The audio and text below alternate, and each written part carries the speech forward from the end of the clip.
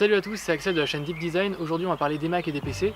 Donc comment choisir entre un Mac et un PC, on va voir tout ça dans cette vidéo. En tout cas je vais essayer de vous apporter un petit peu mon avis sur la question simplement peut-être vous éclairer si vous êtes un petit peu encore dans l'obscurité.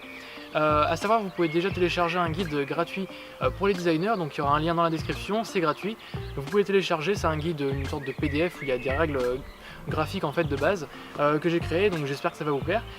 Donc sans plus attendre, on va commencer cette vidéo. Alors déjà pour en tout cas le point clé pour moi qu'il y a de différent un Mac et un PC, pour moi c'est l'écran, parce que en tout cas, je trouve que sur un écran de Mac, on a quand même une qualité qui est largement supérieure. Ils ont un écran, ce qu'ils appellent Retina.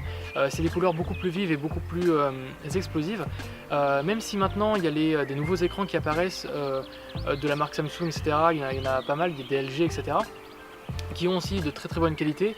Mais je suis quand même encore sur les écrans Apple parce que je trouve que la qualité est vraiment incroyable, surtout avec les iMac. Il y a un iMac qui a une résolution en 5K qui est une super résolution. Donc si vous voulez faire de l'illustration, du Photoshop, du digital painting, etc., c'est très très intéressant parce que vous avez vraiment une belle qualité d'image et c'est plutôt ergonomique.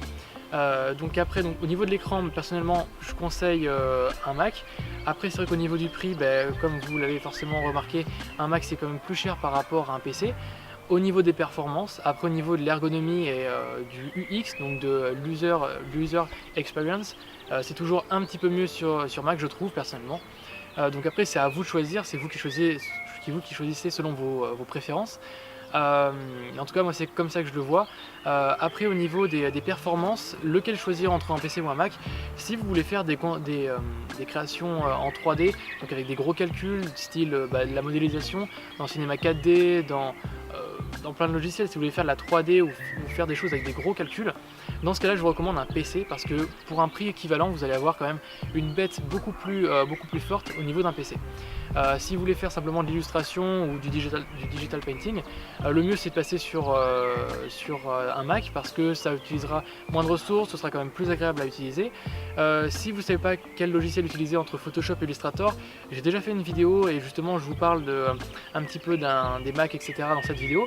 Donc il y aura la vidéo qui va apparaître, alors je crois que c'est justement ici, si vous voulez avoir un peu plus d'informations sur cette vidéo. Et enfin, dernier point à citer, c'est dans les agences web, vous allez utiliser majoritairement du matériel Apple, donc ça va être des iMac, ça va être des MacBook, principalement des iMac parce que c'est des PC on va dire un peu bureau. Donc dans des agences web un petit peu modernes et des nouvelles startups, etc., vous allez majoritairement utiliser ces outils là, donc les OS Apple. Pourquoi? Je sais pas trop, je pense que c'est une question d'ergonomie je pense que le mieux c'est de commencer directement à s'habituer à l'OS parce que quand on passe de Windows à OS X, forcément ça change et donc c'est plus difficile de s'adapter.